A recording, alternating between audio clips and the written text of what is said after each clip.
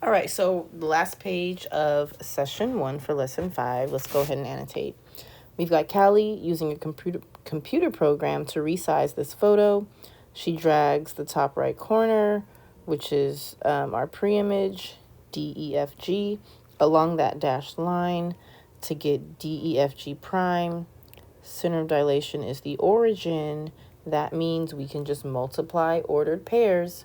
We don't have to measure anything. Scale factor is 1/2, so this needs to get smaller. Okay? What are the coordinates of DEFG prime? And we have to show some work. So first thing we got to do is go ahead and write out our ordered pairs. So we have D, E, F, G.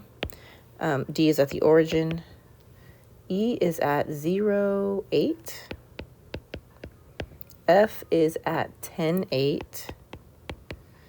And G is at 10, 0.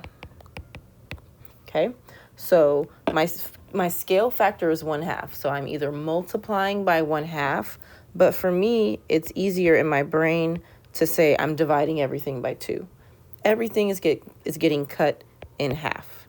So D prime, 0 multiplied or divided by anything is still 0. So D stays in the same spot. E prime, again, 0 stays the same, but 8 divided by 2 is 4. And if you need a calculator, get one. Do not mess up because you're trying to do this in your head and your division is wrong. F prime, 10 divided by 2 is 5. 8 divided by 2 is 4. And G prime, 10 divided by 2 is 5, and then 0 stays 0.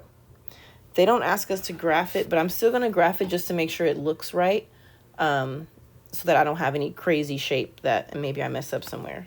So here's D prime, 0, 4. Oh, ooh, that is 4, 0. Sorry, 0, 4 would be here.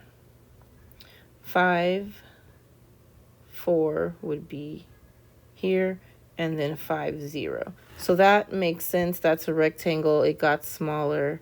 So we did our dilation correctly, and this is the answer.